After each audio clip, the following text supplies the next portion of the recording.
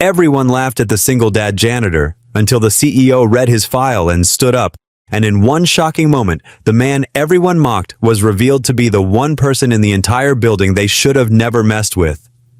Before we get into the story, comment below where in the world you are watching from today. The fluorescent lights hummed overhead as Sam Bishop pushed his cleaning cart down the empty corridor of Harrington Industries. At this hour, the building felt like a different world, quiet except for the soft squeak of his cart's wheels and the gentle swoosh of his movements. He checked his watch, 9 p.m., the start of another long night shift. Sam pulled out his cleaning supplies, methodically arranging them as he'd done countless times before. The routine was familiar, almost comforting. He started with the executive offices on the top floor, dusting the expensive wooden desks and emptying waste bins with careful precision.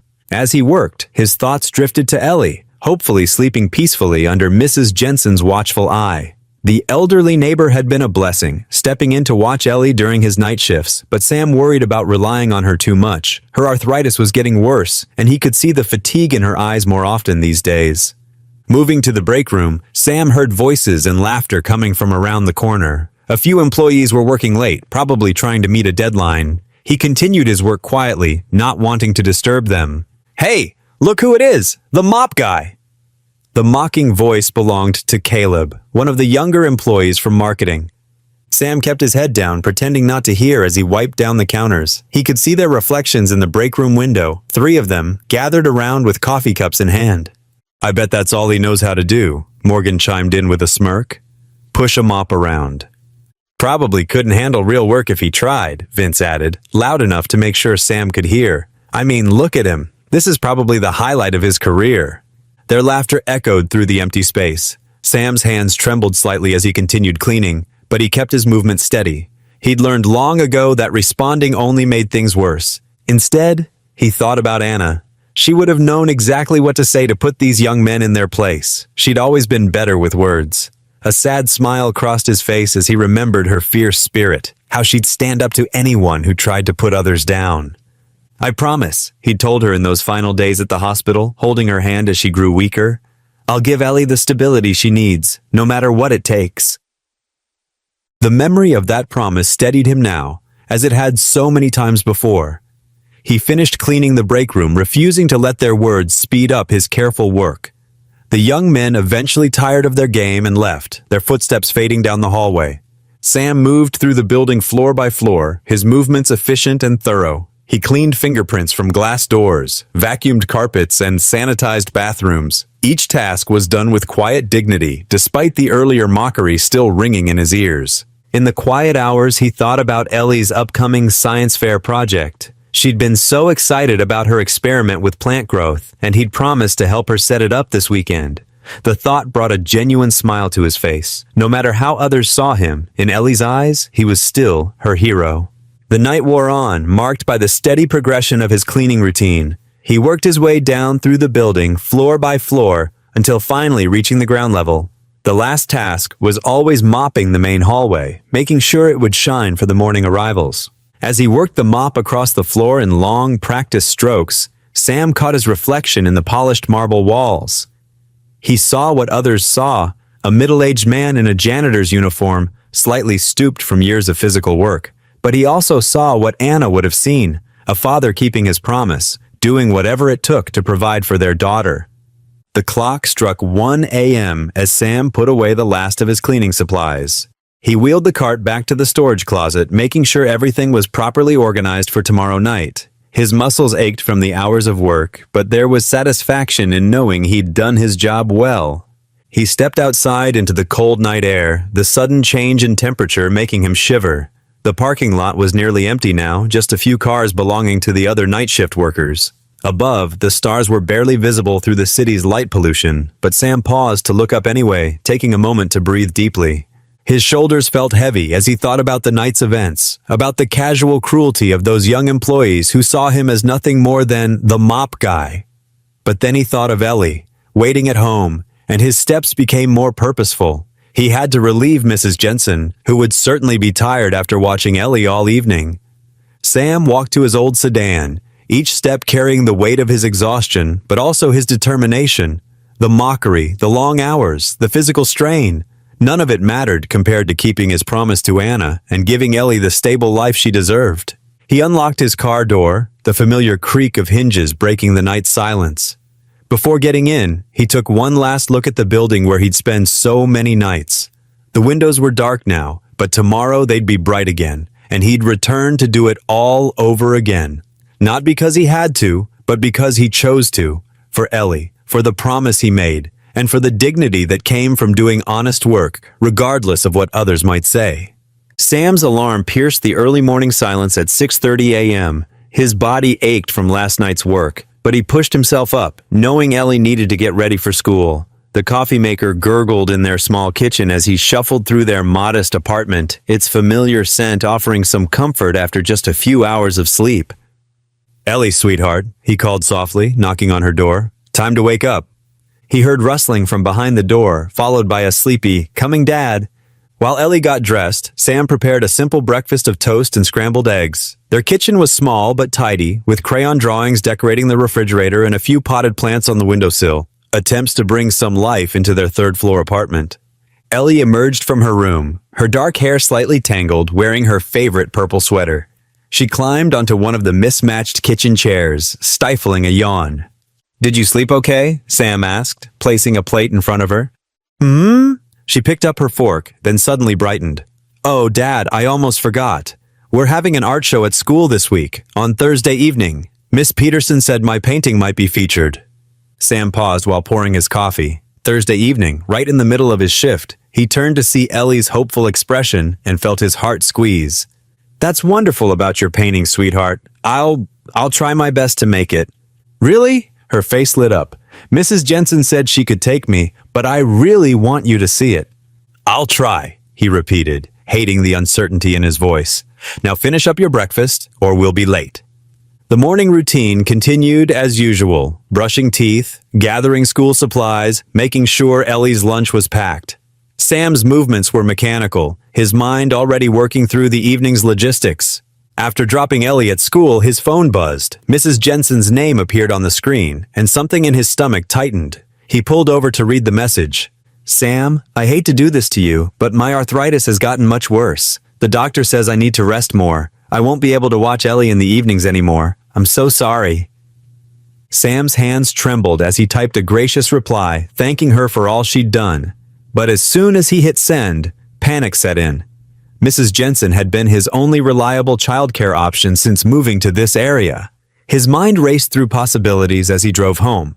Throughout the day, between short bursts of sleep, Sam called everyone he could think of. He tried the parents of Ellie's classmates, but none could commit to regular evening care. He called distant relatives, but they all lived too far away. He even looked into after-school programs, but none ran late enough to cover his shift hours. The afternoon slipped away far too quickly. Sam sat on the edge of his bed, his phone showing a long list of failed calls. His shift would start in less than an hour, and he still had no solution. The thought of missing work wasn't an option. They needed every penny of his paycheck to keep their heads above water. With growing dread, he realized he only had one choice. He couldn't leave Ellie alone at home. She was too young, and it wasn't safe. But he couldn't miss work either. The solution felt terrible, but it was the only way.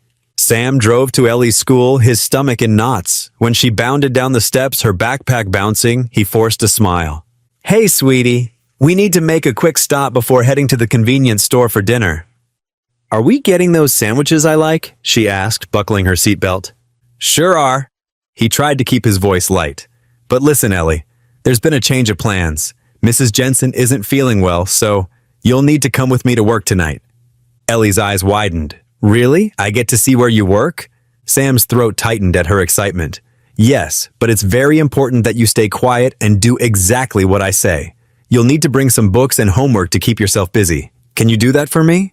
She nodded solemnly. "I promise, Dad."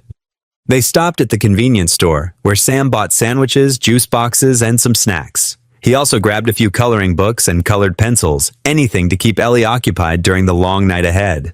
As they approached Harrington Industries, the setting sun cast long shadows across the parking lot. Sam parked in his usual spot, far from the main entrance. He helped Ellie gather her things, her backpack, the bag of supplies, and her dinner.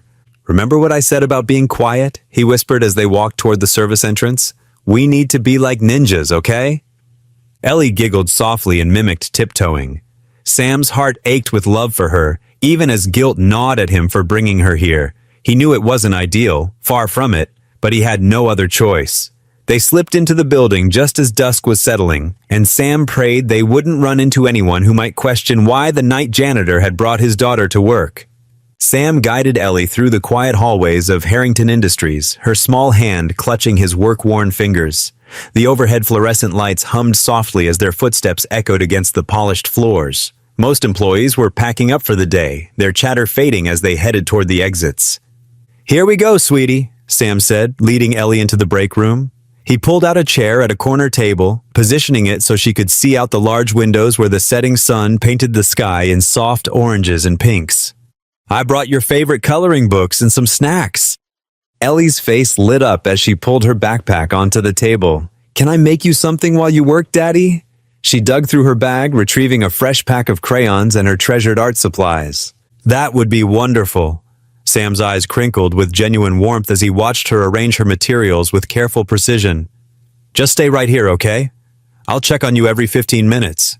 The break room door swung open, and Sam's shoulders tensed as three familiar voices filled the space. Caleb, Morgan, and Vince swaggered in, their designer shoes squeaking against the freshly mopped floor. Their conversation halted when they spotted Sam and Ellie. "Well, well," Caleb drawled, exchanging knowing looks with his companions. "Bringing the family to work now?" Sam stepped protectively closer to Ellie's table. "I'm just getting started with my shift." His voice remained steady, professional. Morgan snickered, elbowing Vince. "Guess the janitor couldn't afford a babysitter." Ellie's crayon paused mid-stroke, her small fingers tightening around it as she glanced between her father and the three men. The confusion in her eyes made Sam's heart ache. Vince approached the coffee machine, purposefully filling his cup to the brim. With exaggerated movements, he turned and let the hot liquid splash across the counter. "Oops!" he announced loudly, dark coffee dripping onto the floor. "Better clean that up, janitor." Their laughter bounced off the walls, sharp and cruel. Sam reached for his cleaning supplies, his movements mechanical, practiced. He'd cleaned up their intentional messes before, but never with Ellie watching. "Daddy?" Ellie's whisper cut through the mockery like a knife. She tugged gently at his sleeve, her young face twisted with concern. "Why do they laugh at you, Daddy? You work harder than them." The innocence of her question struck Sam like a physical blow. His forced smile felt brittle on his face as he met her worried gaze. The truth in her words, so simple, so pure, made his chest tight.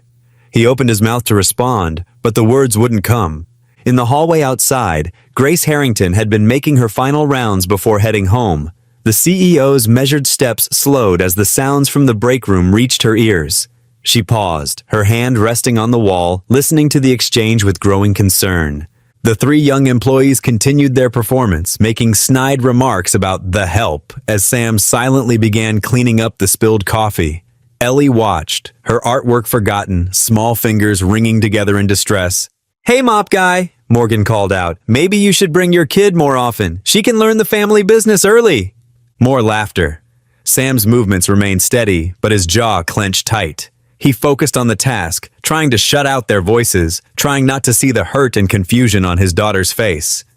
"Actually," Caleb added, leaning against the counter Sam was cleaning, "this is probably good career guidance for her. Got to keep those janitorial skills in the family, right?" Vince high-fived Caleb, their expensive watches glinting under the fluorescent lights. "Maybe we should spill something else, give them both some practice." Grace Harrington stood in the doorway, taking in the scene before her. Her presence, though quiet, filled the room with immediate gravity. She observed Sam's dignified silence, Ellie's protective gaze fixed on her father, and the three young men who suddenly found their shoes very interesting. The CEO's measured footsteps drew everyone's attention as she moved purposefully into the break room. Her silver hair was neatly styled, her suit crisp despite the late hour. She stopped beside Ellie's table, her kind eyes taking in the scattered crayons and half-finished drawing. "Hello there," Grace said warmly, pulling out a chair next to Ellie. "I don't believe we've met. I'm Grace." She extended her hand to the young girl with the same respect she'd show any adult. Ellie glanced at her father, who nodded encouragingly before shaking Grace's hand. "I'm Ellie Bishop," she replied softly. "I'm here because Mrs. Jensen's arthritis is too bad for her to watch me anymore." "Is that so?" Grace's voice remained gentle as she picked up one of Ellie's crayons, admiring the colorful drawing on the table. "You're quite the artist, Ellie. Would you tell me about what you're drawing?" As Ellie began to explain her artwork, Caleb, Morgan, and Vince shifted uncomfortably near the coffee counter. The CEO's presence had effectively silenced their mockery, but she hadn't so much as glanced in their direction. Her focus remained entirely on the young girl whose world they had just tried to diminish. Sam watched the interaction, still holding his cleaning supplies, caught between his duty to work and his desire to protect his daughter. The simple kindness in Grace's manner made his throat tight with emotion. He couldn't remember the last time anyone in the building had spoken to either of them with such genuine interest and respect. Grace leaned in closer to examine the details of Ellie's drawing, her expression brightening. "You have quite an eye for detail," she observed, pointing to a particular section of the artwork. "The way you've captured the shadows here is really something special." The room had grown quiet except for Ellie's voice as she continued sharing her artistic process with Grace. The three young men by the counter seemed to shrink with each passing moment, their earlier bravado deflating under the weight of their CEO's pointed ignorance of their presence. Sam resumed his cleaning, but now with a lighter heart, watching from the corner of his eye as his daughter's enthusiasm gradually returned under Grace's gentle encouragement. The CEO's simple act of kindness had transformed the break room's atmosphere, replacing cruelty with compassion, mockery with dignity. The corner office on the top floor of Harrington Industries stood quiet and dark, save for the warm glow of a desk lamp. Grace Harrington sat behind her large oak desk, her fingers drumming thoughtfully against its polished surface. The evening's events played over in her mind, the cruel laughter, the dignity in Sam's silence, and the pure innocence in Ellie's eyes. "First thing tomorrow morning," she had told Sam before leaving the break room, "we need to talk." He had nodded, anxiety visible in the tightening of his shoulders, but his voice remained steady. "Yes, ma'am. Thank you, Miss Harrington." Now, in the stillness of her office, Grace reached for her computer mouse and clicked into the company's HR database. The screen cast a blue glow across her face as she typed Samuel Bishop into the search field. Her eyes narrowed as she began to read. "Oh my," she whispered, leaning forward. The first page detailed Sam's military service record. 3 tours of duty as a combat medic, Distinguished Service Medal, Bronze Star with Valor, numerous commendations for saving lives under fire. The citations painted a picture of a man who repeatedly risked his own life to help others, who maintained composure in chaos, who led by example. Grace sat back in her chair, processing this information. The quiet janitor who endured daily mockery without complaint had once rushed into firefights to save wounded soldiers. Her hand trembled slightly as she scrolled further. The employment history section showed a steady progression of responsibility until his wife's illness. Then came a gap year, the year Anna Bishop fought and lost her battle with cancer. After that, Sam had taken the night janitor position, requesting specifically the shift that would allow him to be home when Ellie woke up for school. "Single father," Grace murmured, her throat tight, taking any work he could to be there for his daughter. She clicked through to the internal applications section and found something unexpected, a partially completed application for the company's employee advancement program. It had never been submitted. The date stamp showed it was started the day before Anna passed away. A separate file caught her attention, a scanned letter manually added to Sam's folder. The handwriting was delicate but determined, dated just weeks before Anna's death. Grace began to read. "Dear Harrington Industries, I'm writing about my husband, Sam Bishop. He won't send this letter himself. He never puts himself first. That's just who he is. It's why he was such an amazing medic, why he's such a wonderful father to our Ellie, and why I know he would be an incredible asset to your company if given the chance. Sam has so much to offer beyond his current role. His military service taught him leadership, crisis management, and dedication to duty. But it's his heart that truly sets him apart. He notices things others miss. He helps without being asked. He lifts people up without expecting recognition. I know my time is short now. My final wish is for Sam to have the opportunity to build a better life for himself and our daughter. He deserves so much more than being invisible. Please consider him for advancement within your company. I promise you won't regret it. With hope and gratitude, Anna Bishop." Grace removed her reading glasses and pressed her fingers to her eyes, fighting back tears. The letter had never been sent. She could picture Sam finding it among Anna's things, unable to bring himself to submit it, tucking it away with other precious memories of his wife. The performance reviews in his file told their own story.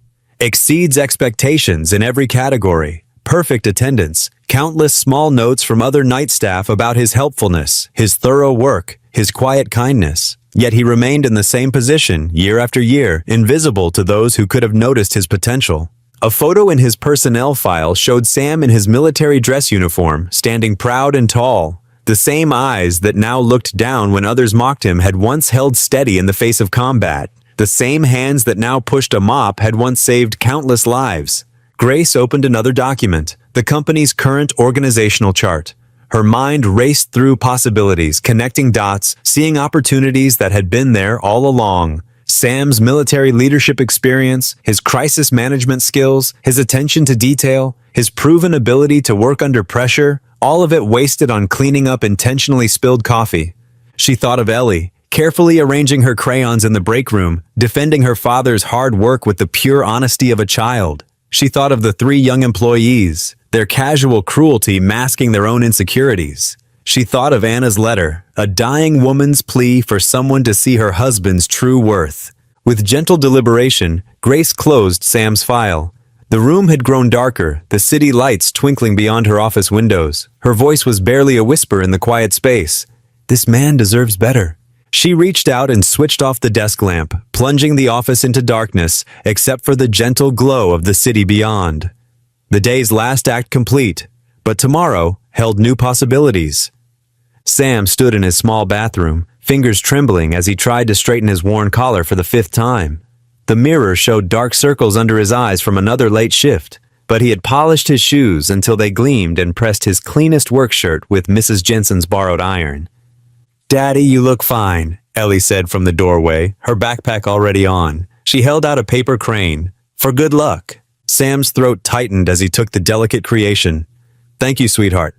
He tucked it carefully into his breast pocket, the blue paper just visible above the edge. The drive to Ellie's school was quiet, his daughter humming softly while Sam rehearsed answers in his head to questions he couldn't even imagine. After dropping her off with a tight hug, he drove to Harrington Industries, arriving 30 minutes early. The lobby felt different in the morning light. Sam had only ever seen it at night when the marble floors reflected just the emergency lights. Now sunshine streamed through tall windows, making him feel even more out of place. Grace's assistant led him to her office, where the CEO sat behind her impressive oak desk. But instead of remaining there, she rose and gestured to a small seating area with comfortable chairs. "Please, Sam, join me." Her smile was warm as she sat across from him. "Would you like some coffee?" "No, thank you, ma'am." His voice came out barely above a whisper. Grace studied him for a moment. "Tell me about your daughter, Sam. Ellie seems like a remarkable young lady." The mention of Ellie made some of his tension ease. "She is. Smart as a whip, always making those paper cranes for people. Has a bigger heart than anyone I know." He touched the crane in his pocket. "Gets that from her mother." "I'm sorry about your wife," Grace said softly. "That must have been incredibly difficult." Sam nodded, not trusting himself to speak about Anna. "And you served as a combat medic?" Grace continued gently. "Your file shows multiple commendations for valor." "Just did what needed doing, ma'am." Sam's shoulders hunched slightly. "Same as here." "That's exactly what I wanted to discuss." Grace leaned forward. "You've been doing far more than just what needed doing. I've watched the security footage from the past month. You've stayed late countless times to help others, fixed equipment no one asked you to repair, even cleaned up accidents without reporting them so employees wouldn't get in trouble." Sam's face flushed. "It's my job to help where I can." "No, Sam. Your job is to clean. You've been doing the work of 3 people, all while being treated—" She paused, choosing her words carefully. "Far below the standards this company should uphold." Before Sam could respond, Grace stood. "There's going to be an all-staff meeting at 2 o'clock. I'd like you to attend." Sam's stomach clenched. "Ma'am, I don't usually—" "I know, but today is different." Her tone was kind but firm. "Trust me."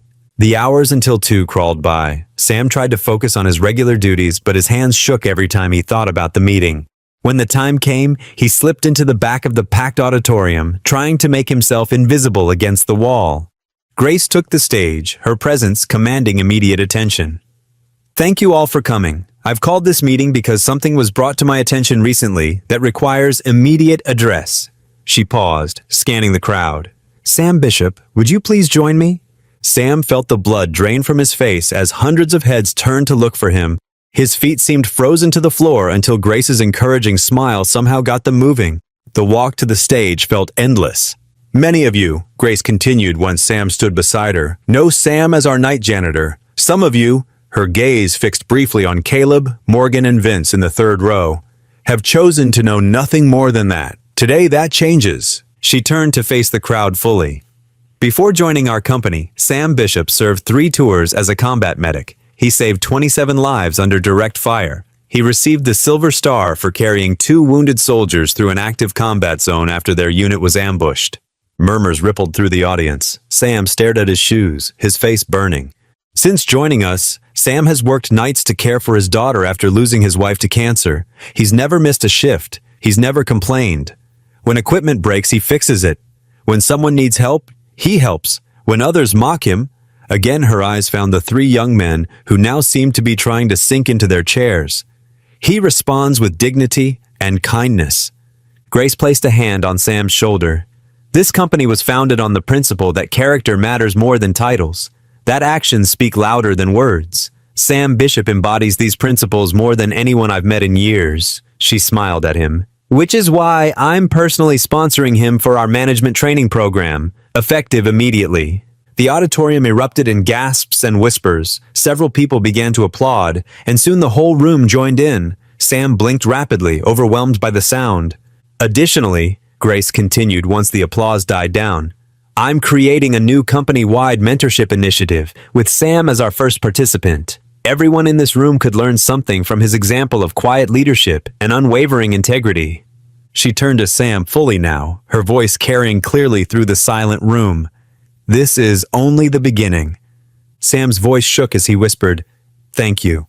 The room burst into applause again, louder this time. In the third row, Caleb, Morgan, and Vince sat completely still, their faces red with shame. Near the front, several managers were already on their feet, nodding approvingly. And at the back of the room, unnoticed by almost everyone, Sam's paper crane sat in his empty chair, its blue wings catching the afternoon light. Sam's old Toyota rumbled through the school parking lot, its familiar rattle unable to dampen his spirits. For the first time in years, his heart felt light as he waited to share the incredible news with Ellie. Through the windshield, he watched her skip down the school steps, her backpack bouncing with each step. Daddy! Ellie called out as she climbed into the car. You're early today, and you're smiling really big. Sam reached over to smooth her windblown hair. I have something special to tell you, sweetie. How about we talk about it over dinner? Is it good news? Her eyes sparkled with curiosity. The best kind. At home, Sam moved around their small kitchen with newfound energy. He hummed while boiling water for macaroni and cheese, Ellie's favorite, and heated up some canned green beans. It wasn't fancy, but tonight, it felt like a feast.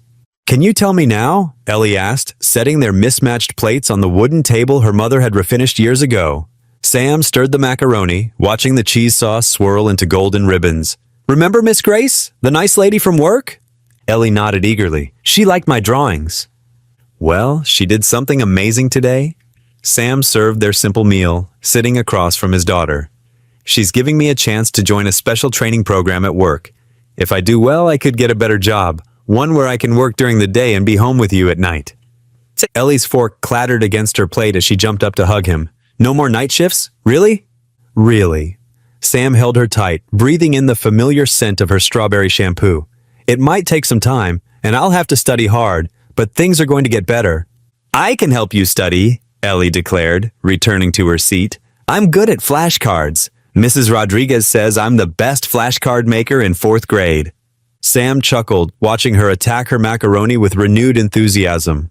That would be wonderful, sweetheart. Meanwhile, in his corner office at Harrington Industries, Daniel Ross paced behind his mahogany desk.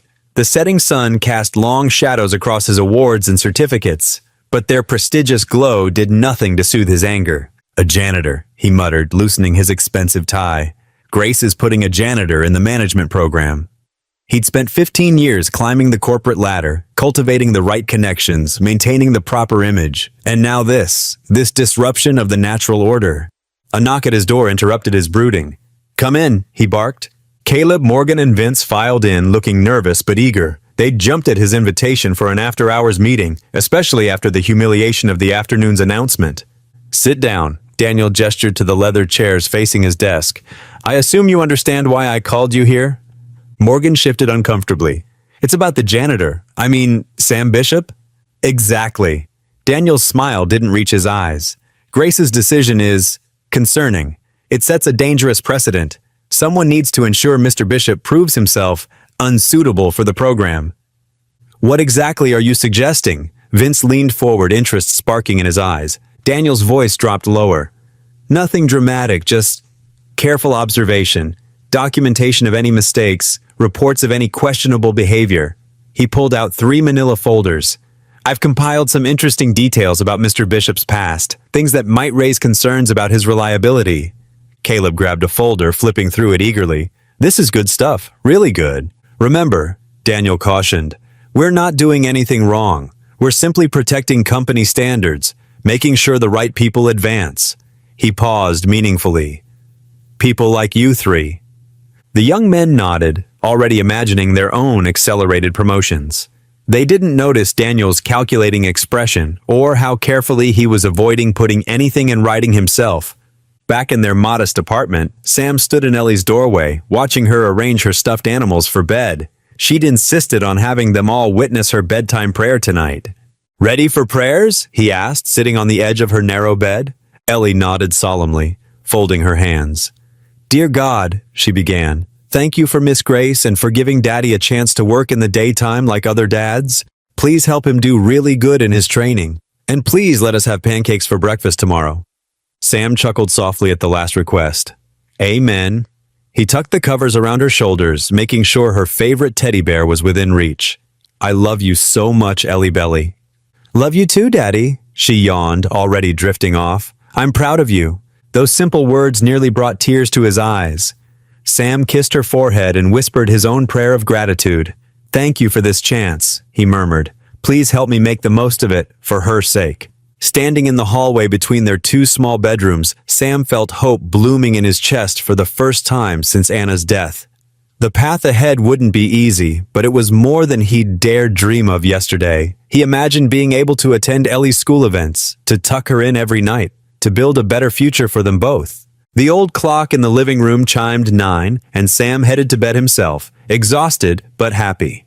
Tomorrow would bring new challenges, but tonight, in their humble home, filled with love and hope, everything felt possible. He drifted off to sleep, his heart full of gratitude, unaware of the storm gathering in Daniel Ross's office.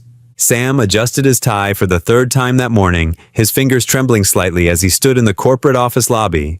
The polished marble floors and elegant wood panels felt worlds away from the familiar utility closets and cleaning supplies he'd known for years. His old janitor's uniform had been replaced by a modest but clean navy suit he'd bought secondhand the day before. Grace Harrington's confident stride echoed through the lobby as she approached. "Good morning, Sam. Ready to begin your new chapter?" "Yes, ma'am," Sam replied, trying to keep his voice steady. "Thank you again for this opportunity." Grace led him through sleek hallways to a bright conference room where 8 other trainees sat around a large table. "Everyone, this is Sam Bishop, our newest addition to the management training program." A few friendly faces offered welcoming smiles. A young woman named Sarah immediately waved him over to an empty seat beside her. Others regarded him with raised eyebrows and whispered comments behind their hands. "Today we're starting with our company's project management software," the trainer announced, passing out laptops. Sam's heart sank as he stared at the complex screen before him. The last computer he'd used regularly had been during his military service, and technology had changed dramatically since then. Sarah leaned over. "Here, let me show you where to find the menu," she whispered kindly. Sam gave her a grateful nod as she pointed out the basic functions. The morning passed in a blur of new terms and procedures. Sam's hand cramped from taking detailed notes, determined not to miss anything important. When his cursor got stuck or a window wouldn't close, he forced himself to stay calm and methodically work through the problem. At lunch break, Sam hesitated in the cafeteria doorway, his brown paper bag in hand. The other trainees had already formed their usual groups at tables, their animated chatter filling the room. Just as he considered eating alone, a warm voice called out to him. "Sam, come join me. Lydia Turner, the cafeteria supervisor, gestured to an empty chair at her small table near the kitchen. Her kind eyes and genuine smile immediately put him at ease. "Thank you," Sam said, settling into the chair. "It's been quite a morning." "I can imagine," Lydia replied, unwrapping her own sandwich. "Big changes are never easy, even good ones." Sam nodded, picking at his simple lunch. "I keep worrying I'm going to mess this up somehow. Ellie's so excited about it all, and I don't want to let her down." "Tell me about Ellie," Lydia said, her expression softening. "She seems like a special girl." A real smile crossed Sam's face for the first time that day. "She's amazing, smart, creative, always thinking of others, just like her mother was." "Was?" Lydia asked gently. Sam's eyes grew distant. "Anna passed away 5 years ago. Cancer. Ellie was only 7, but she's been so strong through everything." Lydia reached across the table and briefly squeezed his hand. "You both have been strong, and you're not alone anymore, Sam. There are people here who want to help you succeed." Meanwhile, in a corner of the executive dining room, Daniel Ross was having lunch with 2 senior managers. His voice carried just the right note of concern as he spoke. "I respect Grace's charitable impulses, of course," he said, carefully cutting his steak. "But I worry about the precedent this sets. How can someone with no real business experience possibly keep up with our management training program?" The managers exchanged troubled looks. "He does seem rather out of place," one admitted. "And what message does it send to employees who've worked their way up properly?" Daniel added, letting the question hang in the air. Back in the main cafeteria, Sam checked his watch reluctantly. "I should head back. More computer training this afternoon." "You'll do fine," Lydia assured him. "Just take it one step at a time. And Sam, feel free to join me for lunch anytime." The afternoon brought more challenges, but Sam pressed on with determination. He thought of Ellie's face whenever he felt overwhelmed, reminding himself why he was there. By day's end, his head was swimming with new information, but he'd managed to complete all the basic exercises. The familiar drive home felt different somehow. Though his body ached from sitting in an office chair all day instead of moving through his usual cleaning routine, there was a spark of hope in his chest he hadn't felt in years. As he opened their apartment door, Ellie bounded over to greet him. "Daddy, how was your first day? Did you learn lots of new things? Did you make any friends?" Sam hugged her tight, breathing in the familiar scent of her strawberry shampoo.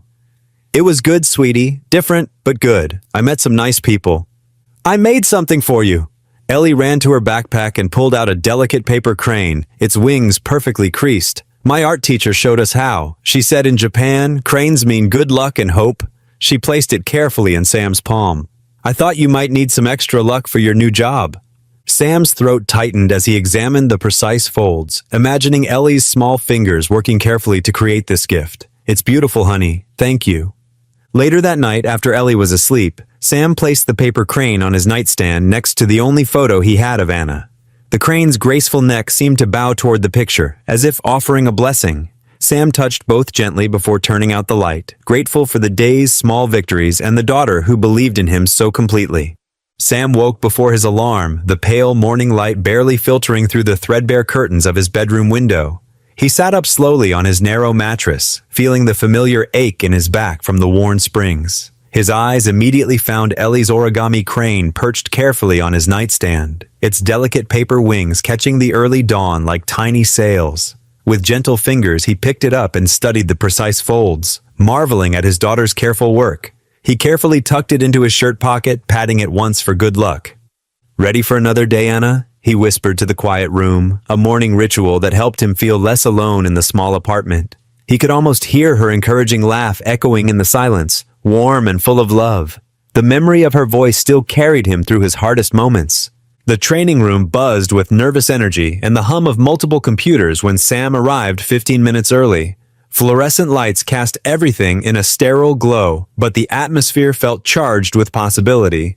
He settled at his assigned computer workstation, the chair squeaking slightly as he adjusted the height. His fingers hovered over the keyboard as he tried to remember all the shortcuts Kevin had shown him yesterday. Ctrl+C for copy, Ctrl+V for paste, F5 to refresh. The commands felt foreign on his tongue, like learning a new language. Speaking of Kevin, the young programmer was already there at a nearby desk, steaming coffee cup in hand, and dark circles under his eyes suggesting he'd been here for a while.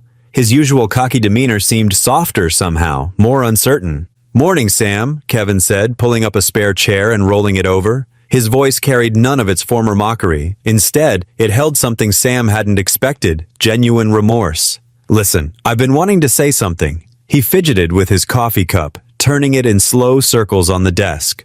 "I was a real jerk before. The way I acted, joining in with those guys, it wasn't right. I'm really sorry."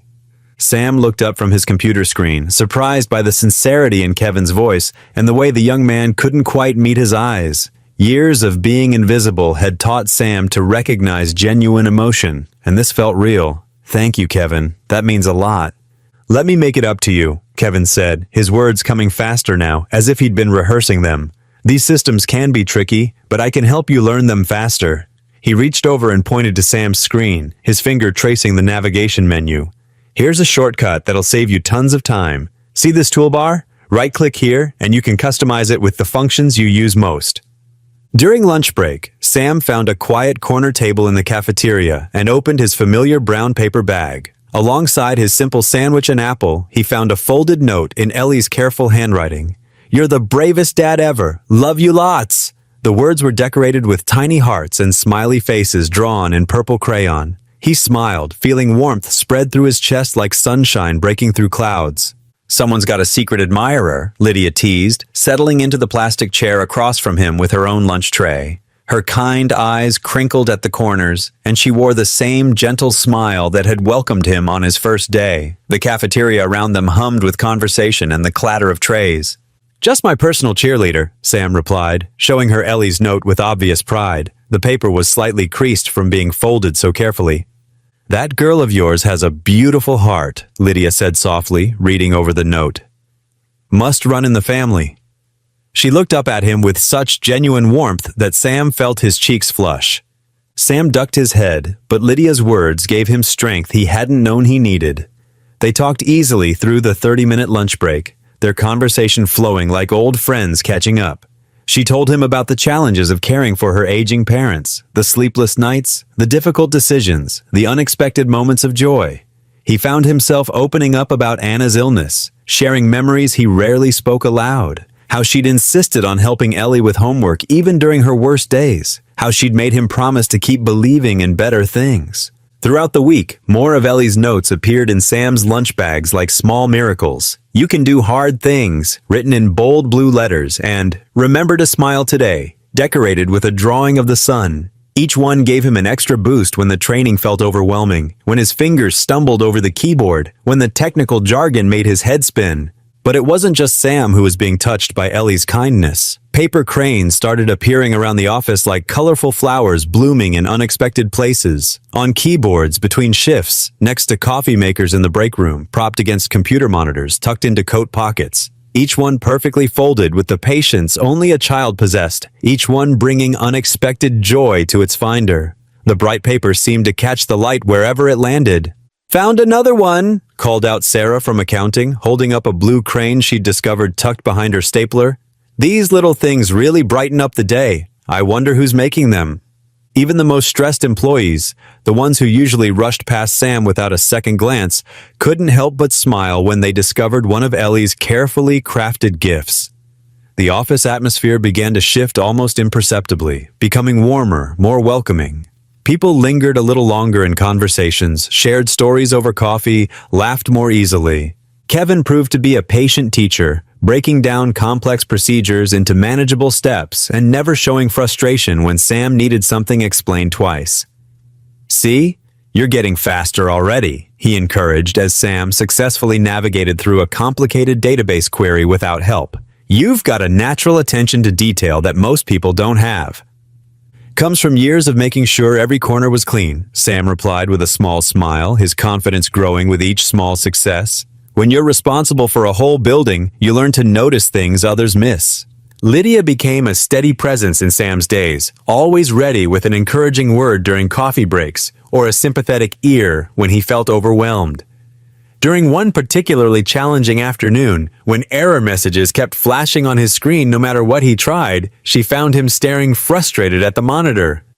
"Rome wasn't built in a day," she reminded him gently, placing a reassuring hand on his shoulder. And neither is a career change. You're doing just fine. Better than fine, actually. By Friday afternoon, Sam's head was swimming with new information, codes and procedures, file systems and protocols, but he felt genuine pride in his progress. The paper crane in his pocket had become a sort of talisman, its gentle weight reminding him of why he was pushing himself so hard. Every time doubt crept in, he'd touch it and remember Ellie's faith in him. Saturday morning dawned crisp and clear, with autumn sunlight streaming through their small apartment windows.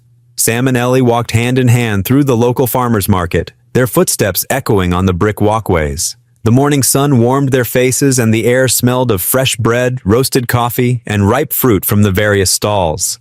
Vendors called out their prices in friendly voices, and families wandered between the booths with wicker baskets. "Can we get some apples, Dad?" Ellie asked, pointing to a display of shiny red fruit arranged in careful pyramids. The vendor, an elderly man with kind eyes, smiled and waved at them. "Sure can, sweetie." Sam selected a small bag of crisp apples, thinking how far they'd come from the days when even such a simple treat had to be carefully budgeted. He handed the vendor exact change, receiving a warm, "Have a beautiful day" in return. They walked home together along the tree-lined sidewalks, Ellie swinging the bag of apples while chattering about her plans to teach her friends at school how to make paper cranes. Her voice bubbled with excitement as she described the different colors she wanted to try next. Sam listened to every word, his heart full to overflowing. The morning felt like a gift. No pressure, no computer screens, just peaceful time with his daughter under the golden autumn sky.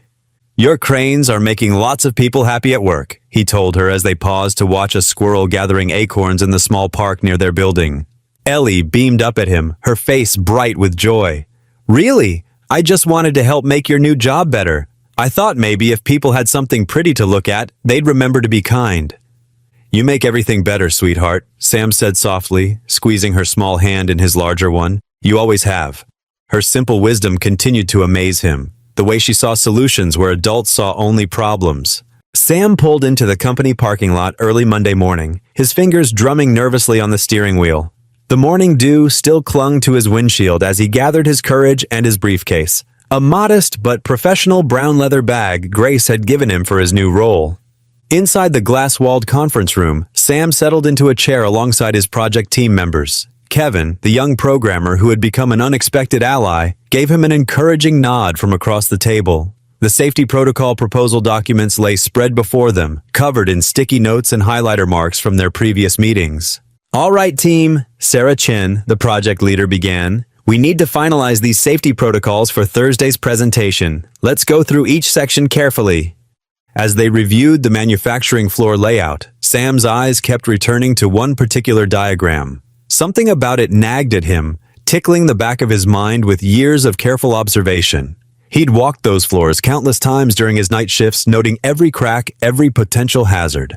"Excuse me," Sam spoke up, his voice quieter than he intended. He cleared his throat and tried again. "I noticed something about the loading zone near Station C." The room fell silent. Sarah raised her eyebrows expectantly. "Go on, Sam." Sam stood up and walked to the whiteboard, uncapping a marker with slightly trembling hands. "When I used to clean that area, I always had to be extra careful because of how the evening shift would stack the supply crates." He drew a quick sketch. "The current layout has them positioned here, but with the overhead ventilation system, there's significant condensation buildup during humid weather. I've seen multiple close calls with slipping." Kevin leaned forward, interested. "You're right. I never noticed that, but it makes perfect sense." "We could relocate the storage area here," Sam continued, adding to his diagram.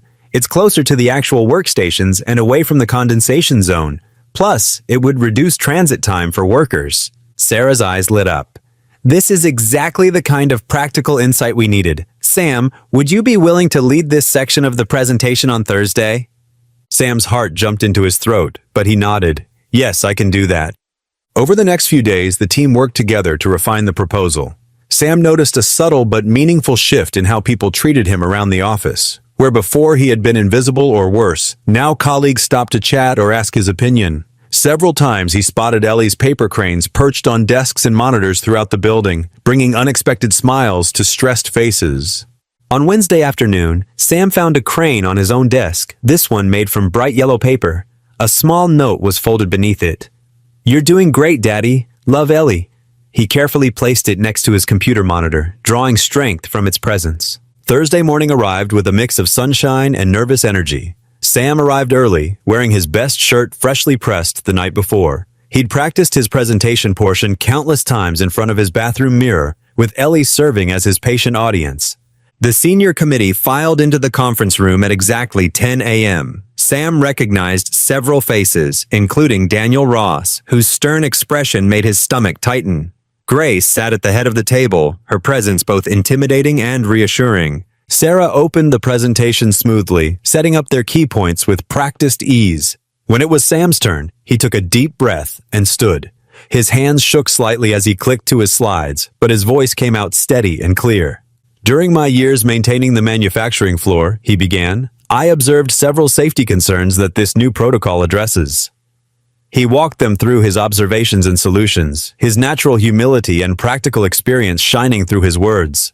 The committee members leaned forward, engaged. Even Daniel Ross's expression softened slightly as Sam explained the potential cost savings of the relocated storage area. When Sam finished his section, spontaneous applause broke out around the table. "Excellent work," one committee member commented. "This is exactly the kind of ground-level insight we need."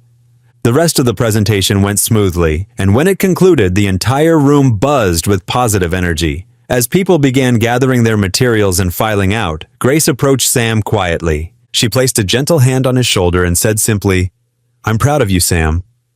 Those 5 words sent warmth spreading through his chest. He hadn't realized how much he'd needed to hear them until that moment. Sam walked out of the meeting room with his head high and his heart full, feeling truly confident for the first time in years. As he headed back to his desk, he passed by a window and caught his reflection. A man standing tall, his tie straight, his eyes bright with accomplishment. In his pocket, he could feel the small bump where Ellie's paper crane nestled safely, a reminder of how far he'd come and who he was doing it all for. The evening sun painted warm stripes across the sidewalk as Sam and Ellie walked to Jerry's ice cream shop on the corner. The small bell above the door chimed as they entered, and the sweet smell of waffle cones filled the air. Sam's tie was loosened, his sleeves rolled up, finally relaxed after his successful presentation. "2 vanilla cones, please," Sam said, pulling out his wallet. Ellie bounced on her toes beside him, her backpack still full of school papers and art supplies. "Make that 2 double scoops," he added with a wink at his daughter. "We're celebrating today." They carried their ice cream to a wooden bench outside, settling in to watch the sunset. Ellie's legs swung back and forth, not quite reaching the ground. A gentle breeze rustled the leaves overhead, and passing cars created a quiet rhythm in the background. "Did they like your ideas, Daddy?" Ellie asked, careful not to let her ice cream drip. Sam nodded, dabbing at a vanilla streak on his chin with a napkin. "They did, sweetheart. They really did." He paused, watching a young family cross the street. "You know, things might be a little different for us soon. Good different. Like maybe we can get a bigger apartment?" Ellie's eyes sparkled with hope. "One where I can have my own art corner?" "Maybe," Sam said softly. "We'll see. But first, I need to keep working hard and learning everything I can." Back at Harrington Industries, Daniel Ross stood at his office window watching the parking lot empty for the day. His jaw clenched as he noticed yet another origami crane on someone's desk, one of dozens that had appeared throughout the building over the past week. The simple paper birds had become a symbol of the changing atmosphere in the office, and it made his blood boil. He'd overheard 2 senior managers praising Sam's presentation earlier that day. "Finally, someone who understands both the operational and practical sides," they'd said. "Fresh perspective." Daniel's knuckles whitened around his coffee mug. The next few days passed in a blur of activity. Sam threw himself into his training with renewed confidence. During a morning session, he noticed Thomas, a younger trainee, struggling with some technical documentation. "Here," Sam said, pulling his chair closer. "I figured out a trick for this last week. If you organize the safety protocols by department first, then cross-reference them with the maintenance schedules, it makes more sense." Thomas's face brightened. "Thanks, Mr. Bishop. I was getting pretty frustrated." "Just Sam is fine," he smiled. "And trust me, I know how overwhelming it can feel at first." In the cafeteria, Lydia watched this exchange from behind the counter, a warm smile playing at her lips. When Sam came up to get his lunch, she made sure to give him an extra dinner roll. "That was kind of you," she said, nodding toward Thomas. helping him like that? Sam shrugged, his ears reddening slightly. Just passing along what others have taught me? You're too modest. Lydia tucked a strand of graying hair behind her ear. Some of us are getting together after work tomorrow for coffee at the Bean House. You should join us, if you'd like. Sam felt a flutter in his chest he hadn't experienced in years. I'd need to check with Mrs. Jensen about watching Ellie, but that would be nice. Later that afternoon, Sam passed Daniel in the hallway. The department head barely acknowledged him, but Sam noticed his cold stare. He chose to focus instead on the string of paper cranes hanging in the window of the break room, Ellie's latest contribution to office morale. Friday afternoon arrived with golden sunshine streaming through the windows. Sam packed up his desk, still amazed to have one, and headed out to pick up Ellie from school. She was waiting on the steps, her art folder bulging with new drawings. "Daddy!" She ran to him, wrapping her arms around his waist. "I made you something." Sam took the carefully folded paper from her hands, another crane, but this one was different. It was made from bright blue paper and decorated with tiny silver stars. "It's beautiful," he said, carefully tucking it into his breast pocket. "Ready to head home?" They walked hand in hand down the familiar streets, past the ice cream shop, past the small park where Ellie liked to play. The setting sun turned the clouds pink and orange above them. Sam felt Ellie's small hand squeeze his, and he squeezed back gently. For the first time since Anna's passing, Sam felt truly hopeful. Not just the desperate hope that had kept him going through the hard years, but a real warm sense that things were genuinely improving. He thought about the training program, about Lydia's kind smile, about the respect he'd begun to earn at work. "Can we have spaghetti for dinner?" Ellie asked, skipping slightly beside him. "Of course we can," Sam replied, his heart full. The simple joy in her voice, the warmth of the evening, the weight lifted from his shoulders, it all came together in a moment of pure contentment. Life was finally turning upward, and he was ready to embrace whatever came next.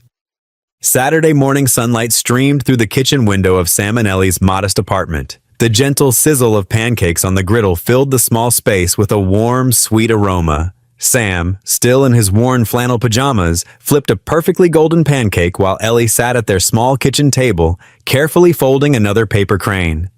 "These might be my best ones yet," Sam said, sliding 2 fluffy pancakes onto Ellie's plate. He'd made them in the shape of hearts, not perfect, but recognizable enough to make Ellie beam. "They look amazing, Daddy!" Ellie reached for the syrup, her eyes bright. "And guess what? Mrs. Rodriguez taught me how to make smaller cranes yesterday. I can fit them in people's pencil holders now." Sam chuckled, settling into his chair with his own plate. "You're spreading joy all over that building, sweetheart." He watched as she carefully cut into her pancake, savoring every bite. These quiet moments were precious. No pressure, no whispers, just father and daughter sharing breakfast. Meanwhile, across town in his luxurious home office, Daniel Ross sat hunched over his computer, his face illuminated by the screen's harsh glow. His fingers moved deliberately across the keyboard as he accessed the company's secure server. The safety protocol document Sam had presented, the one that had earned him so much praise, was open before him. "Let's see how well you do when your competence is questioned," Daniel muttered, methodically altering timestamps and access logs. He carefully embedded false data showing Sam had accessed restricted sections of the database without authorization. The changes were subtle but damning, exactly what he needed. Monday morning arrived too quickly. Sam straightened his tie in the elevator mirror, feeling optimistic despite the weekend being over. The security guard nodded respectfully as Sam passed through the lobby, a small gesture that still felt new and welcome. But something felt off when he reached his floor. Conversation stopped as he walked by. People avoided eye contact. Before he could reach his desk, Janet from HR appeared at his elbow. "Mr. Bishop, could you come with me, please? There's an urgent matter we need to discuss." Sam's stomach tightened as he followed her to a conference room. Inside, 3 stern-faced executives sat waiting, including Daniel Ross, who wore an expression of grave concern that didn't quite reach his eyes. "Please, sit down," Janet said, sliding a folder across the table. "We've discovered some serious irregularities in your access of confidential information." Sam's hands trembled slightly as he opened the folder. Pages of technical data and access logs stared back at him, showing timestamps and file permissions he knew he'd never accessed. This isn't right," Sam said, his voice steady despite his racing heart. "I followed every protocol exactly as I was trained."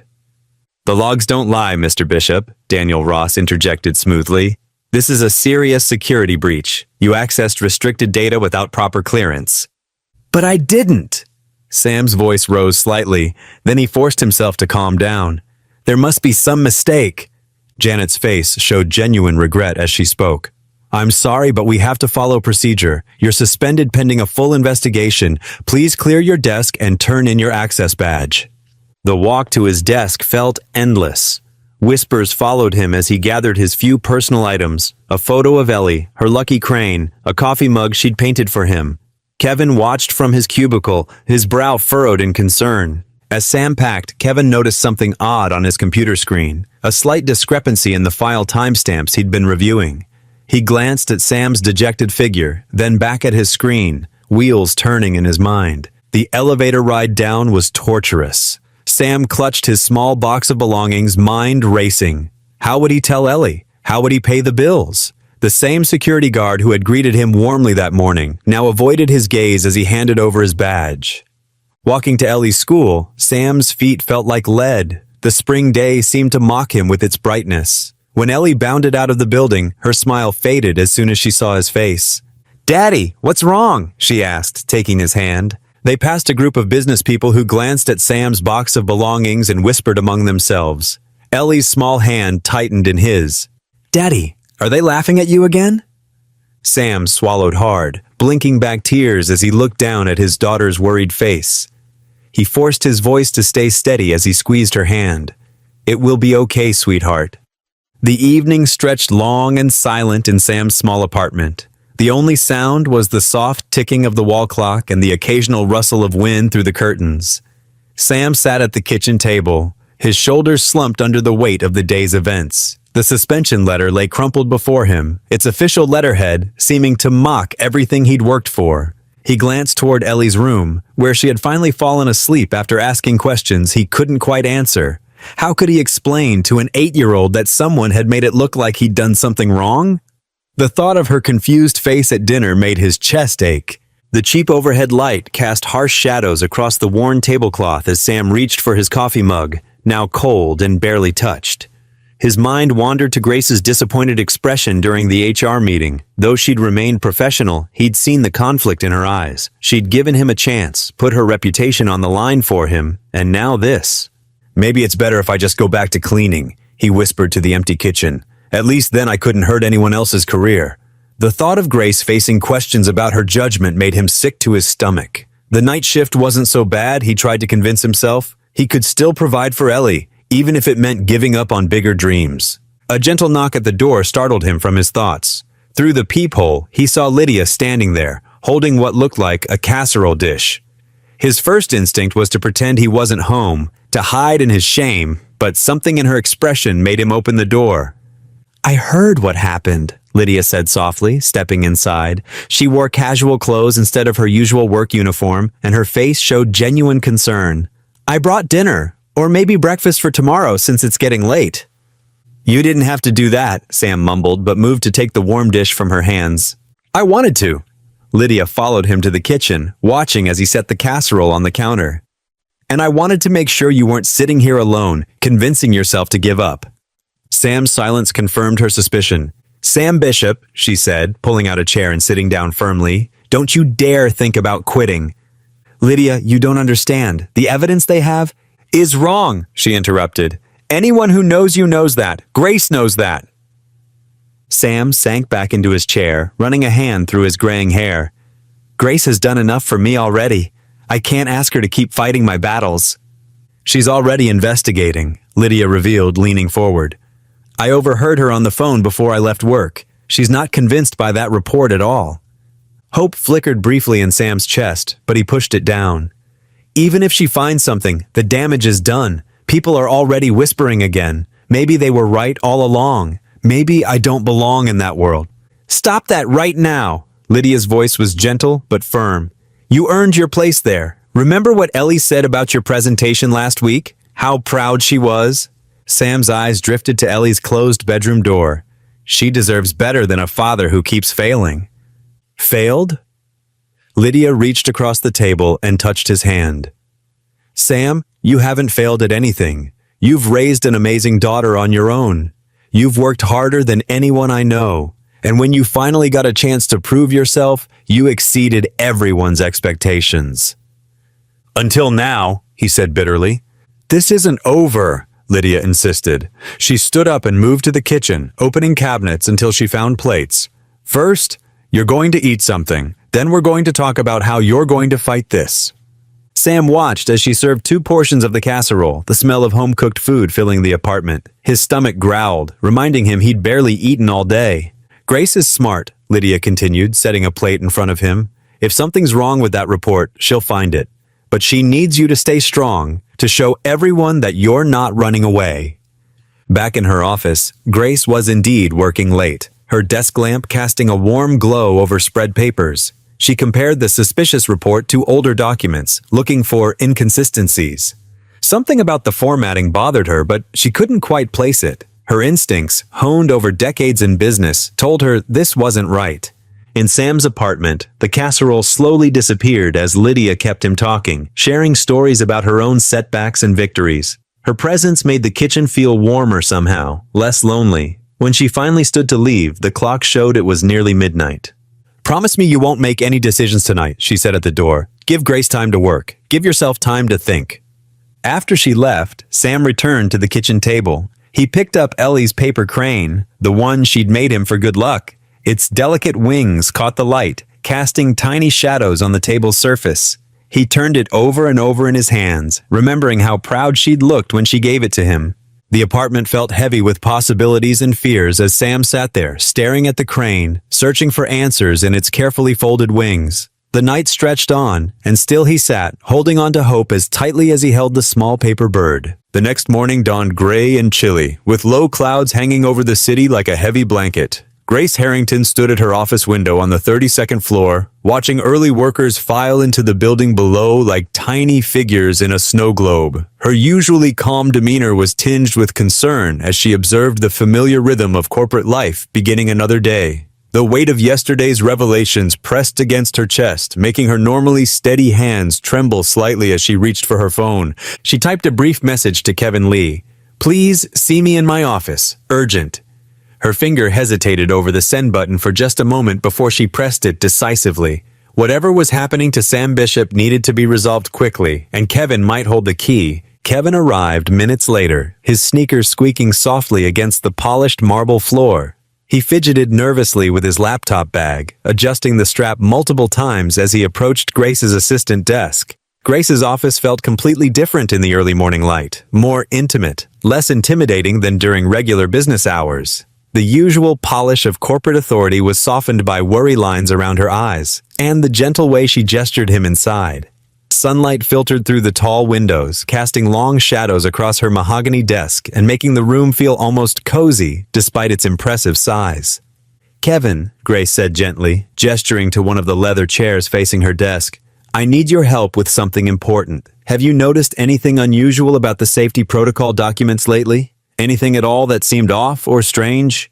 Kevin swallowed hard, his conscience weighing heavily on his shoulders like a lead blanket.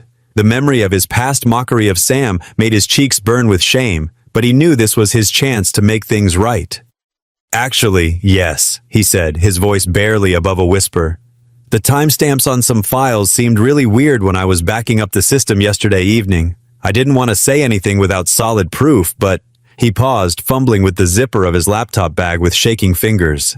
"The metadata shows multiple late-night access points that don't match our normal patterns." Grace leaned forward in her chair, her reading glasses perched on the edge of her nose, catching the morning light. Her expression grew more serious with each word Kevin spoke. "Show me everything," she said firmly. "Every detail, no matter how small it might seem."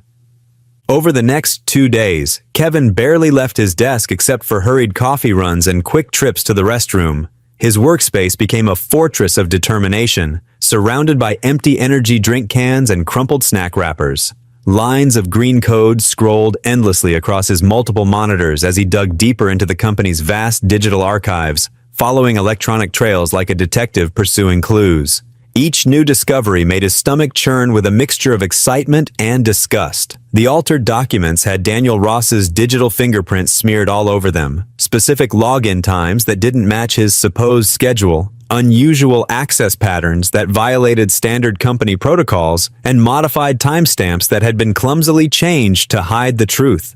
Other programmers in the department began to whisper among themselves, shooting curious glances at Kevin's increasingly frantic work pace, but he remained focused, driven by a burning need to uncover the complete truth and clear Sam's name.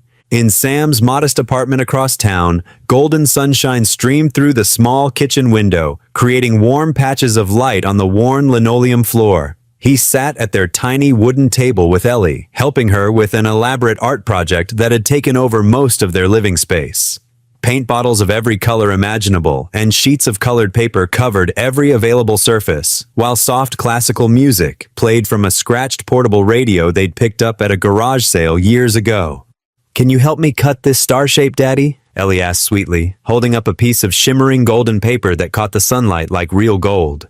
Her small fingers struggled with the intricate pattern she'd drawn. Sam managed a genuine smile, though his eyes remained clouded with worry about his uncertain future at the company.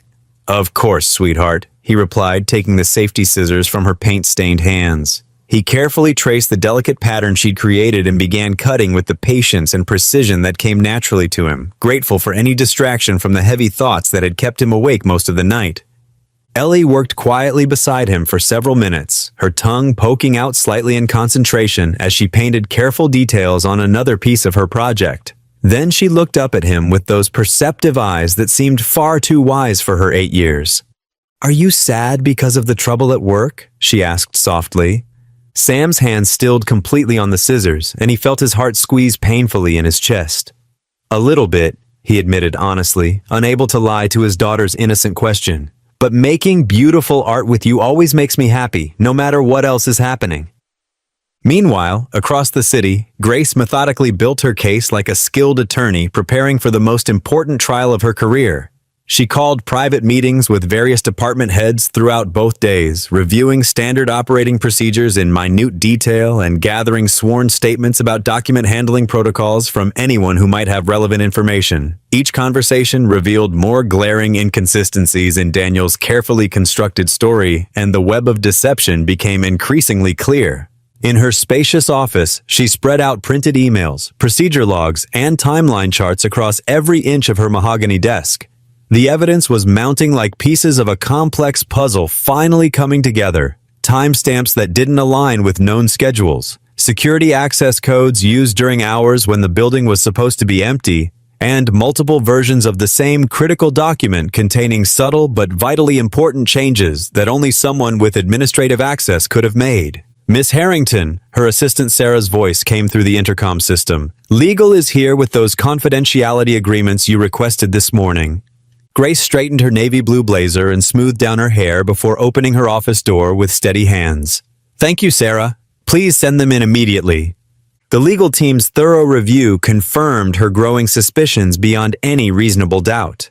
The altered documents violated multiple company policies regarding information security and data integrity. More importantly for Sam's situation, the digital evidence proved conclusively that he couldn't have accessed those particular files during any of the times in question, since his security badge had been scanned entering and leaving the building at completely different hours. Back at his cluttered workspace, Kevin's fingers flew across his keyboard with increasing urgency as the pieces of the puzzle fell into place. Lines of complex code revealed an unmistakable pattern of deliberate and systematic file manipulation that could only have been done by someone with high-level administrative access. Coffee cups accumulated on his desk like soldiers in formation as hours blurred together into a continuous stream of focused investigation.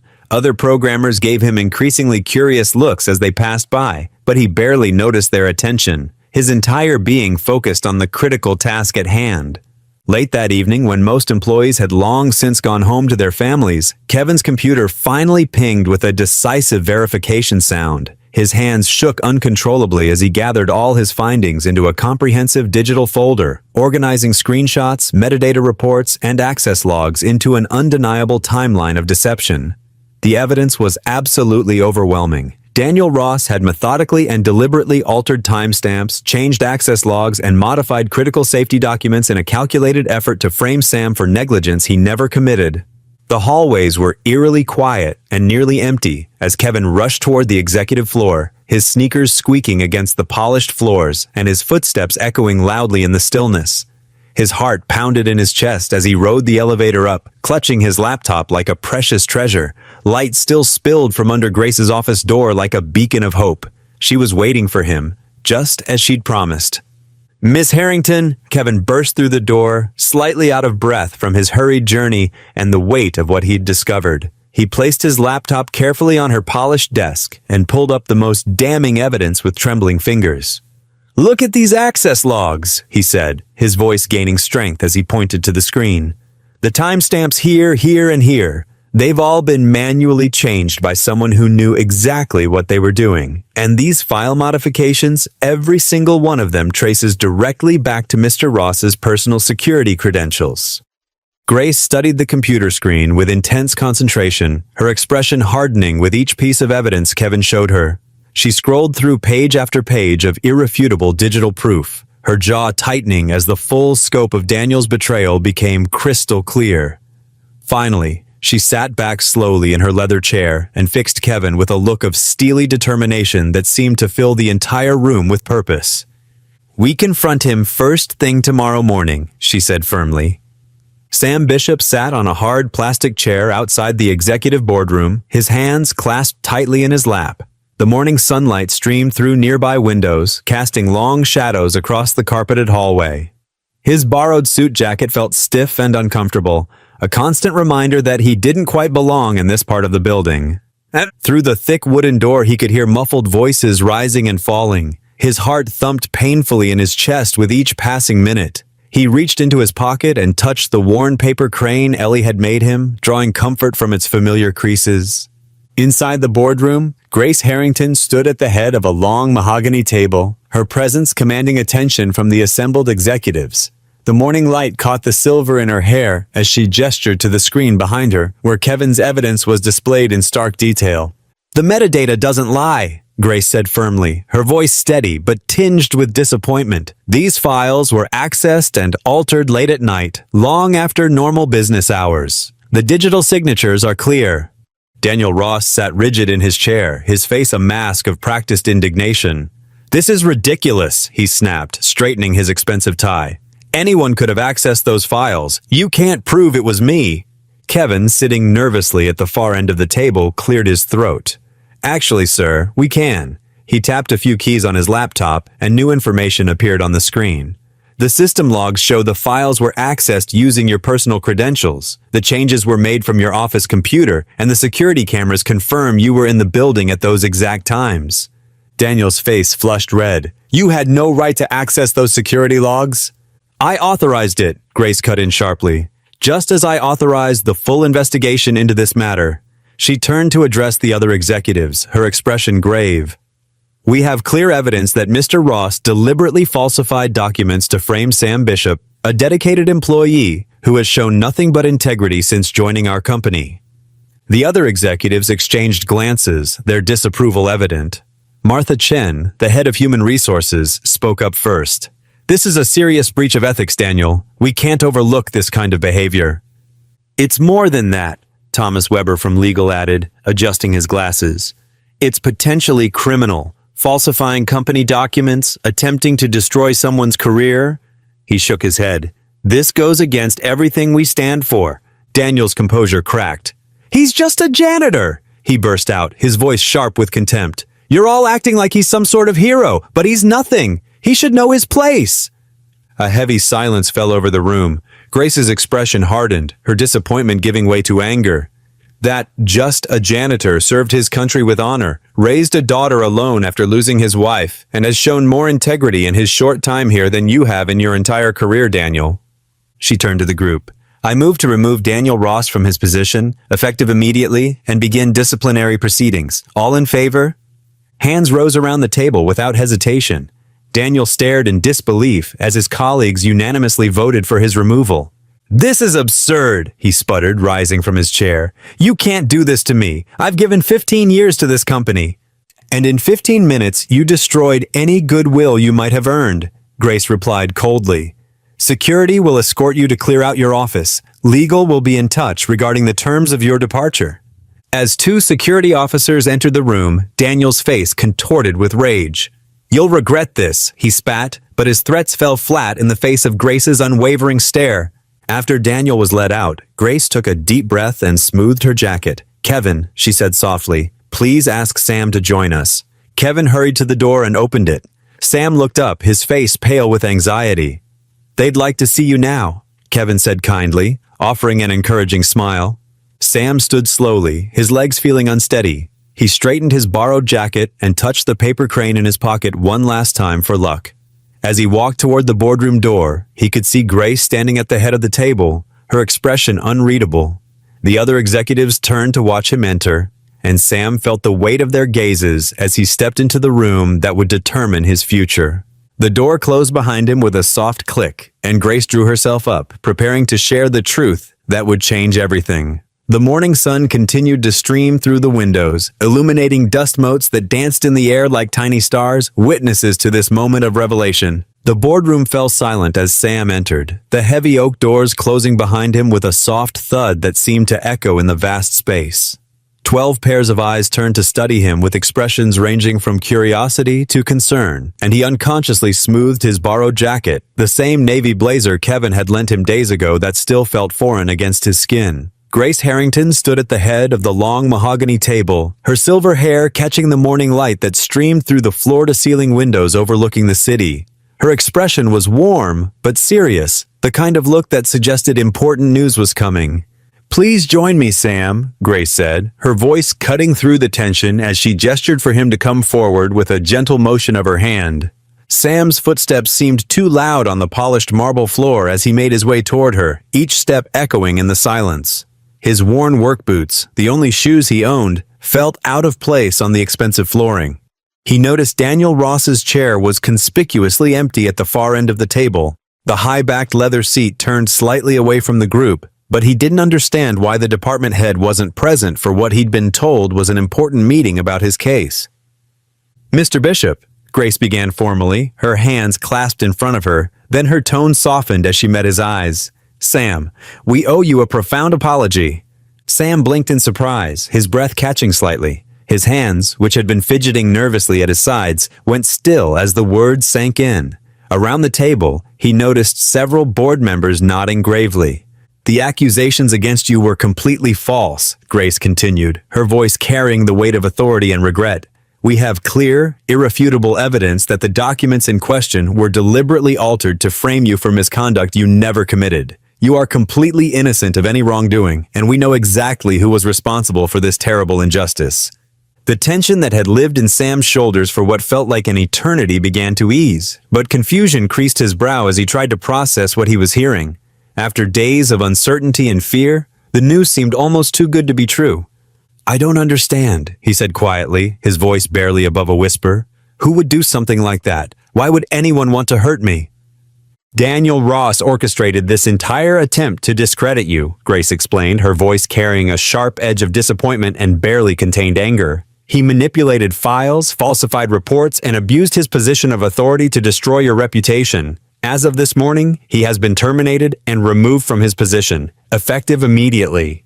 Murmurs of agreement rippled around the table like a wave. Several board members shook their heads in disgust. Kevin, who sat near the far end of the polished surface, gave Sam an encouraging nod, his young face filled with relief and solidarity. "Furthermore," Grace continued, pulling herself to her full height, "I am personally ordering human resources to completely clear your personnel record of any reference to these false allegations.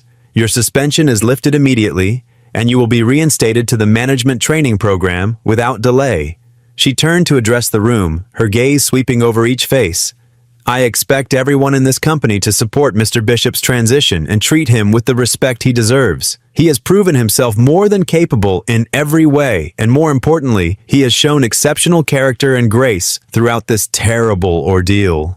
Sam's throat felt tight with emotion he couldn't quite name. Relief, gratitude, and something that might have been hope all swirled together inside his chest. "Thank you," he managed to say, his voice thick. I don't know what else to say. I never expected—" "You don't need to say anything," Grace assured him, her expression softening with maternal warmth. She reached into her leather briefcase and pulled out a manila folder, setting it on the table between them. In fact, I have something else important to discuss with you. We've been reviewing the organization structure and identifying areas where we need stronger leadership, and I've approved the creation of a new position, Assistant Facilities Manager. Given your unique experience, your demonstrated leadership abilities, and your intimate knowledge of how this building operates, I believe you would be perfect for this role once you complete your management training. Sam's eyes widened as the full meaning of her words hit him. The position would mean regular daytime hours, a substantial increase in pay, and most importantly, the kind of stability that would give Ellie the secure future he'd always dreamed of providing. His hands trembled slightly as he imagined telling his daughter that their worries were finally over. The news spread through the building like wildfire carried on the wind. As Sam left the boardroom 20 minutes later, people emerged from their offices and cubicles like flowers opening to the sun. The same hallways that had once felt hostile and unwelcoming now buzzed with genuine concern and support.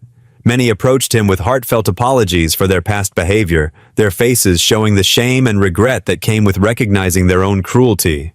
"I'm so sorry for how we treated you," Morgan said, her voice breaking slightly as she looked genuinely ashamed. Dark circles under her eyes suggested she'd lost sleep over her actions. "We were so wrong about everything. About you." Caleb and Vince stood beside her like chastened schoolboys, their usual swagger completely gone. They shuffled their feet and couldn't meet Sam's eyes as they mumbled their own apologies, the weight of their behavior finally catching up with them. "I appreciate that," Sam replied quietly, his voice steady and kind as he chose grace over grudges. "We all make mistakes. What matters is learning from them." Lydia appeared from the direction of the cafeteria, practically glowing with joy. Her face was beaming as she approached, and without hesitation, she reached out to squeeze his arm gently. "I knew you'd pull through this," she said warmly. "I never doubted you for a second. You're too good a man for this kind of thing to keep you down." Kevin caught up with him near the elevator bank, slightly out of breath from hurrying across the building. His young face was serious but proud as he explained, "I helped trace the digital evidence that proved your innocence. I spent hours going through server logs and file histories. I couldn't let them do that to you, not after everything you've done to help people around here." Sam felt overwhelmed by the support surrounding him, such a stark contrast to the isolation and invisibility he'd known during his years as a janitor. The genuine care in their faces was almost too much to process after so much loneliness. "Thank you," he said sincerely, his voice catching with emotion. "All of you. I don't know how to repay this kindness." Grace approached him one final time before he prepared to leave for the day, her heels clicking softly on the marble floor. "Sam," she said, placing a gentle hand on his shoulder, "go home early today. Spend some quality time with Ellie. You've more than earned it, and I imagine she's been worried about her father." Sam nodded gratefully, thinking of his daughter waiting at the after-school program, probably wondering why he'd seemed so stressed lately despite his attempts to hide it. He gathered his few belongings from the temporary locker he'd been assigned and headed for the building's main entrance, his mind already racing ahead to Ellie's face when he would tell her that their struggles were finally over. As he pushed through the heavy glass doors, the afternoon sunlight wrapped around him like a warm embrace from an old friend. He stood there for a long moment on the concrete steps, letting the relief wash over him in waves, breathing deeply for what felt like the first time in days. The air tasted sweeter somehow, filled with possibility instead of fear. In his pocket, his fingers brushed against one of Ellie's delicate paper cranes, the one she'd tucked into his lunch that morning with a note telling him to stay strong. He smiled, thinking of how far they'd traveled together through hardship and uncertainty, and how much brighter their future suddenly looked stretching out before them. The crushing weight of worry that had pressed down on his shoulders for so long began to lift in the warm afternoon light, replaced by something he'd almost forgotten how to feel: hope. Sam waited outside Ellie's school, his heart lighter than it had been in weeks. The afternoon sun warmed his face as children streamed out of the building. When Ellie appeared, her backpack bouncing with each step, he couldn't hold back his smile. "Daddy," she called out, running to him, "you're early today." Sam scooped her up in a tight hug. "I have some good news, sweetheart. Want to hear it at the park?" Ellie's eyes lit up. "The one with the blue slide?" "That's the one."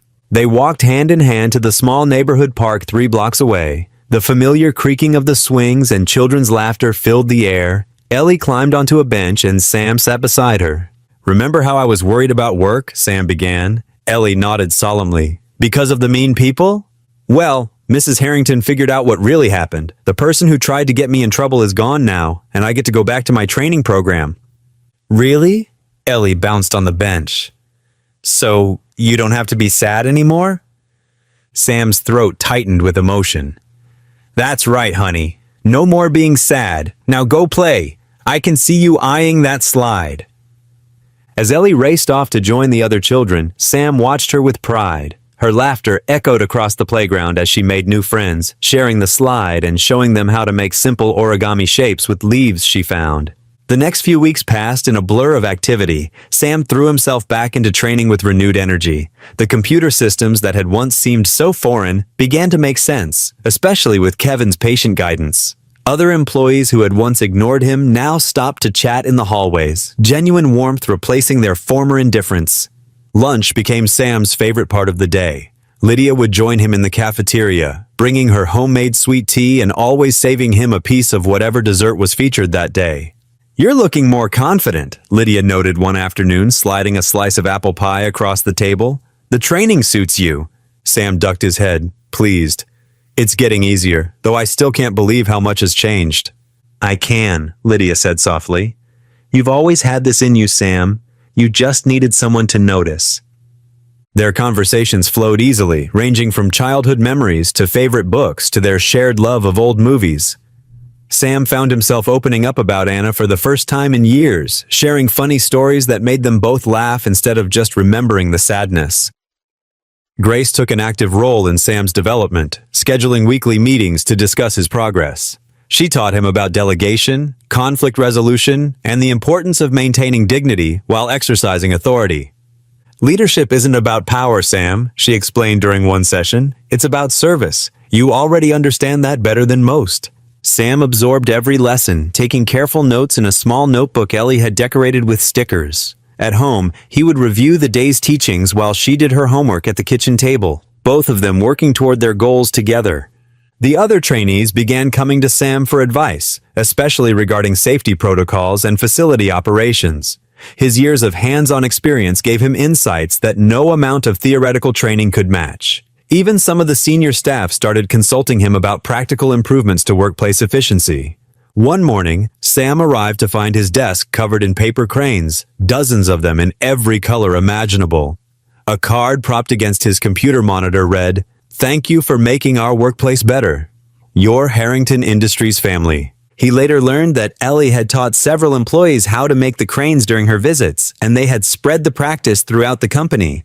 The simple paper birds had become a symbol of support and encouragement, appearing on desks when someone was having a tough day or celebrating a success. As the training program neared its end, Sam's confidence grew steadily. He could now navigate complex management scenarios with ease, drawing on both his formal training and his natural empathy. Grace's mentoring had helped him find his voice, while Lydia's friendship had given him the courage to use it. The evening before his graduation ceremony, Sam sat at his small kitchen table reviewing his final presentation. Ellie worked quietly beside him, her tongue poking out in concentration as she folded another piece of paper. "Done," she announced triumphantly, holding up a perfectly crafted crane. "This one's special, Daddy. It's for tomorrow." Sam watched as she carefully attached a piece of tape to the crane's wing and secured it to his briefcase. The paper bird seemed to glow in the warm kitchen light, its wings spread wide as if ready to take flight. "Do you think Mrs. Harrington will like my crane?" Ellie asked. "I'm sure she will, sweetheart." Sam reached over to smooth her hair. "She likes all your cranes." "And Miss Lydia too?" Sam smiled, thinking of Lydia's kind eyes and gentle encouragement. "Yes, Miss Lydia too." Ellie nodded, satisfied. "Good, because they made you happy again, Daddy, like the cranes do." Sam pulled his daughter into a tight hug, marveling at her wisdom. She was right. The simple paper birds had become more than just origami. They represented hope, kindness, and the power of small gestures to change lives. Looking at the crane on his briefcase, Sam felt ready for tomorrow's ceremony. He had come so far from those lonely nights pushing a mop cart, but he hadn't made the journey alone. Grace's belief in him, Lydia's steadfast support, and most importantly, Ellie's unwavering love had lifted him higher than he'd ever thought possible. He touched the crane gently, its paper wings soft under his fingers. Tomorrow would mark a new beginning, but tonight, in this moment with his daughter, Sam was exactly where he needed to be. Sam stood in front of his bedroom mirror early the next morning, carefully adjusting his blue tie. His fingers trembled slightly as he smoothed down his freshly pressed white shirt, the nicest one he owned. From the kitchen he could hear Ellie humming as she finished her breakfast. "Almost ready, sweetheart?" he called out. "Just putting my shoes on," Ellie's voice rang back cheerfully. She appeared in his doorway a moment later, wearing her favorite yellow dress with white flowers. Her dark hair was neatly braided, and she clutched a small paper crane in her hands. "You look beautiful," Sam said softly, thinking how much she resembled her mother. "And you look handsome, Daddy." Ellie stepped forward to straighten his tie, her small face serious with concentration. "There. Perfect." They arrived at Harrington Industries 30 minutes early. The auditorium was already filling with people. Executives in expensive suits, IT professionals, administrative staff, and even some of the cleaning crew Sam had worked alongside for so many years.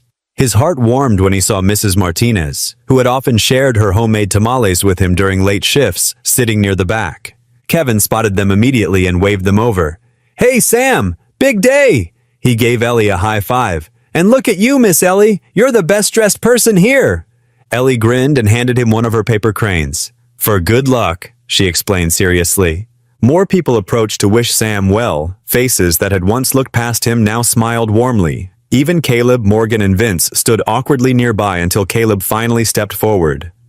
We wanted to say congratulations," he mumbled, looking genuinely contrite. "And we're sorry for everything before." Sam nodded, accepting their words with the same quiet dignity he'd shown when they'd mocked him. "Thank you," he said simply. The lights dimmed slightly, signaling everyone to take their seats. Sam's breath caught when he saw Lydia entering, wearing a lovely green dress that made her eyes sparkle. She caught his gaze and smiled, making her way to the front row. Grace Harrington stepped onto the stage, commanding immediate attention. Her silver hair gleamed under the lights, and her presence filled the room with warmth and authority. "Today," she began, her voice clear and strong, "we celebrate not just the completion of a training program, but the triumph of the human spirit." She paused, her eyes finding Sam in the audience. True greatness isn't always found in corner offices or boardrooms. Sometimes it's found in quiet dedication, in unwavering integrity, in the person who shows up every day to do their best without seeking recognition. Sam felt Ellie's small hand slip into his as Grace continued. "In my years leading this company, I've learned that titles don't make leaders, character does. And sometimes, the most remarkable leadership qualities are hidden in plain sight, waiting for someone to notice." Grace's voice grew warmer. "Sam Bishop exemplified these qualities long before we recognized them. He taught us all about dignity, perseverance, and the power of kindness." The audience listened intently as Grace shared stories of Sam's impact, from his military service to his years of dedicated work at Harrington Industries. She spoke of his innovative safety protocols, his natural ability to unite people, and his humble approach to leadership. "Sam," Grace called out, "would you please join me on stage?" Sam squeezed Ellie's hand once before standing. His legs felt surprisingly steady as he walked up the steps to the stage. Under the bright lights, he could see hundreds of faces looking back at him, faces that now held respect, admiration, and genuine warmth. "It gives me great pleasure," Grace announced, "to present Sam Bishop with his leadership certification with honors." She handed him an elegant folder, then turned back to the microphone. "Furthermore, I am thrilled to officially announce his promotion to Assistant Facilities Manager, effective immediately." The applause started slowly, then built into a thunderous standing ovation. Kevin's enthusiastic whoops could be heard above the crowd. From the front row, Lydia's eyes shone with pride, and something more, something that made Sam's heart skip a beat. But it was Ellie's face that moved him most. His daughter was beaming, standing on her chair to clap as hard as she could, pure joy radiating from her expression. After the ceremony, well-wishers surrounded Sam. Grace pulled him aside briefly, her hand warm on his shoulder. "This is just the beginning, Sam," she said quietly. "I see Director of Operations in your future. You have everything it takes." Sam felt overwhelmed with gratitude. "Thank you, Grace, for believing in me when nobody else did." "You proved yourself long before I noticed," she replied kindly. I just helped others see what was already there. As the crowd began to disperse, Lydia approached with Ellie. So, Lydia said, her smile lighting up her whole face, I hear there might be a celebration dinner in order? Please say yes, Daddy, Ellie bounced excitedly. Can we go to Pietro's? Sam looked at Lydia, feeling a warmth spread through his chest. I can't think of anyone I'd rather celebrate with, he said softly. The small Italian restaurant was cozy and welcoming. Over plates of pasta and warm bread, they talked and laughed. Ellie regaled them with stories from school, while Lydia shared funny cafeteria incidents. Sam found himself relaxing completely, enjoying the simple pleasure of good company and shared joy. As the evening drew to a close, they stepped out into the golden sunset. The air was warm and sweet with the promise of summer. Ellie skipped ahead a few steps, then ran back to grab Sam's hand. Lydia walked close beside them, her shoulder occasionally brushing against Sam's in a way that felt perfectly natural. The sky painted itself in brilliant oranges and pinks as they made their way home. Sam felt the weight of his new certification in his briefcase, but it wasn't nearly as heavy as the gratitude in his heart. For the first time since Anna's passing, he felt truly, deeply hopeful. The future stretched out before him, not as a burden to be carried, but as a path filled with promise. Ellie's hand was warm in his. Lydia's presence was steady beside him, and the setting sun painted their way forward in golden light. After so many years of uncertainty and struggle, Sam finally felt secure in his place in the world, ready to embrace whatever brightness tomorrow might bring. What would you do if you were in their place? Comment your answer below, and let's see how you'd rewrite the ending. If you enjoyed the story of Sam Bishop, I handpicked the next story that you will enjoy. Please don't miss this one. Click here to watch it.